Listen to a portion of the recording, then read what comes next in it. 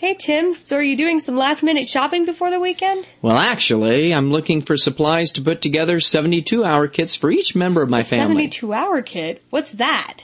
Basically, a 72-hour kit contains emergency supplies you would need to sustain yourself for 3 days in case of emergency, like an earthquake. An earthquake? We haven't had an earthquake in years. Well, you never know. You have to be prepared. Hey, if earthquakes don't get you, it could be a flood, hurricane, snowstorm, power outage, fire, alien attack. Alien attack? Well, you never know. Think of any situation in which you might find yourself without the basic necessities of life, including shelter, food, water, for over a period of time. So what do you keep in a 72-hour kit? Well, you should have enough food and water to last you 3 days. And you might want to pack a basic water filter or water purification tablets in case your only water source turns out to be a murky pool of bug-infested water. Ugh. Hey, sometimes you don't have a choice. And as for food, you should keep it simple. Food that requires no preparation and that doesn't spoil, and no canned goods because they are often too heavy and bulky. Okay, that makes sense. And unless you have a can opener or the can has a pull tab lid, you'll have to use a rock or something to open them.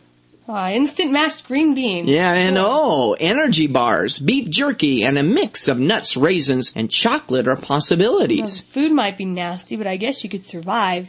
Barely. Well, the food doesn't have to taste bad. Just select things that are easy to prepare. And you might want to include some basic comfort foods, like a couple of candy bars. Then you have to decide on the type of shelter you might need. A hotel sounds nice. Yeah, but that's really not an option. The reality is that you might have to evacuate to a shelter, possibly with hundreds or thousands of other people. That doesn't sound very fun. Everyone packed together like sardines in a can, unsanitary conditions, disease. Now you're sounding paranoid. But if a shelter isn't available, you might be completely on your own. So I always pack an emergency sleeping bag or a small, lightweight tent in the event I have to survive on the street or in a park. Oh, wow. And among other things, you should pack a flashlight, portable radio, extra batteries, a small first aid kit, personal items like a toothbrush or toothpaste. Having a change of clothing is also important. What about money? I have a credit card. Right, like that's going to help you when the power is out. You'd better be prepared with coins and cash, and having small bills is a must. So, what do you do to communicate with other family members in case you get separated? Oh, in that case, I always pack two-way radios to communicate with the group. You can never depend on cell phones. Okay. Plus, you should decide on a meeting point in case your family gets separated. Well, that sounds like a detailed plan, definitely. Oh, that's not all. You never know what weather conditions you might encounter, so packing a rain poncho, a jacket, and something to start a fire with could be very useful.